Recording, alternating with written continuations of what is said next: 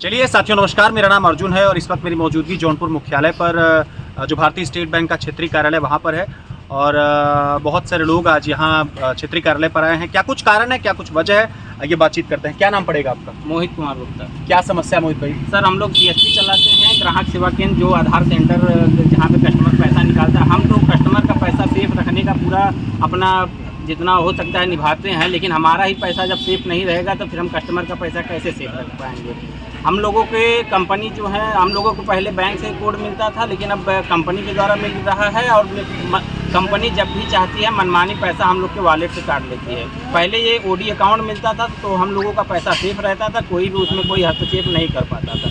लेकिन जब से ये वॉलेट का सिस्टम बना दिया गया, हम लोग जिस भी कस्टमर का पैसा निकालते हैं वो पैसा सीधे कंपनी के वॉलेट में चला जाता है और वहाँ कंपनी जब भी चाहती है मनमानी तरीके से उसमें से कभी 2000, कभी 4000, कभी 10,000, कल को भी 2 लाख 4 लाख रुपए भी हम लोग के वॉलेट में रहता है, काट लेगी। तो हम लोग किससे कहने जाएंगे? जब भी हम लोग कंपनी के किसी अधिकारी से बात करते हैं तो वो लोग भी इधर उधर की बातें कह के टाल देते हैं और बैंक वालों से भी कहते हैं तो वो भी हम लोग की सुनवाई नहीं करते, बोलते हैं जाके कंपनी। तो हम लोगों को सब सुनेगा कौन? अच्छा, क्षेत्रीय कार्यालय पर आए, आप लोगों ने बातचीत भी की है बैंक के जो वरिष्ठ अधिकारी हैं, जो भी आपके विभाग के लोग हैं, तो क्या कुछ आश्वासन मिला है, क्या कुछ समय लिया उन लोगों ने? उन्होंने कहा है कि आप अपनी जो समस्या है उसे नोट डाउन करके हमें दीजिए, हमसे जो भी हो सकेगा हम उसकी चर्चा विषय करके आपकी बात रखेंगे। अगर ठीक प्रकार से इसका निष्कर्ष नहीं निकल पाया तो आगे आपका पूरा का पूरा संगठन या आपकी टीम के लोग क्या कुछ करने वाले हैं? इसके बाद हम लोग अगर हो सके जहाँ भी जाने के लिए हम लोग को बताया जाएगा या जैसे भी होगा हम लोग उसको पूरी तरीके से करने के लिए प्रयास करेंगे और इस वॉलेट सिस्टम को ख़त्म करेंगे। क्या नाम पड़ेगा आपका? सचिन कुमार। कहाँ आपकी CSP है? हमारा CSP जो है कोल्हू ब्रांच से है।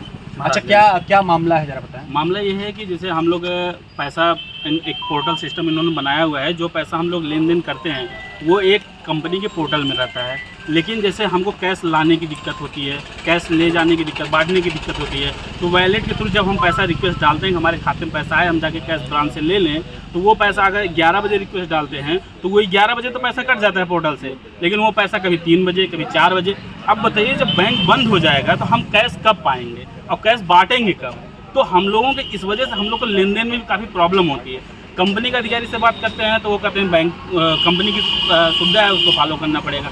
बैंक से हम लोग को प्रेशर दिया जाता है, लेकिन बैंक से हम लोग की बात की कोई सुनवाई नहीं होती है, सिर्फ आश्वासन दिया जाता है बस, लेकिन सुनवाई नहीं होती। हम लोग की समस्या कौन सुने, ये हम सबसे बड़ी प्रॉब्लम है। अच्छा, इसके अलावा भी कई सारे लोग हैं मेरे साथ बातचीत करने के लिए, जानने की कोशिश करूँगा कोई और समस्या बची हो तो जरा उसके बारे में बताइए। हम लोग बैंक मित्रा स्टेट बैंक के केंद्र चलाते हैं। हम लोग जो ट्रांजैक्शन करते हैं वह पैसा एक पोर्टल में एकजुट होता है, वहाँ से कंपनी मनमानी तरीके से पैसा हमारा डिलीट कर लेती है। अगर हम उनको कॉल या मेल से सूचना मांगते हैं तो नई डिवाइस नई स्कीम बता देते हैं। जो डिवाइस हमें मार्केट में 2000 की उपलब्ध होती है वो हमसे 4500 रुपये लेते हैं और तरह की हमसे धन उगाही करते हैं। हमारे पैसे को डेबिट कर लेते हैं, 80 हज़ार, 1 लाख रुपए डेबिट बिना कोई जानकारी की डेबिट कर लेते हैं। जब हम कंप्लेन करते हैं तो 1 हफ्ते 10 दिन बाद वो ब्याज कमा के हमारा पैसा वापस करते हैं। अच्छा, आज अभी थोड़े पैसे निकाले जा रहे हैं, कल को ज़्यादा पैसे निकाले जाएंगे तो कौन जिम्मेदार है? इसलिए हम लोग असुरक्षित महसूस कर रहे हैं। अपने RM साहब से निवेदन करने आए, उनको ज्ञापन दिए हैं,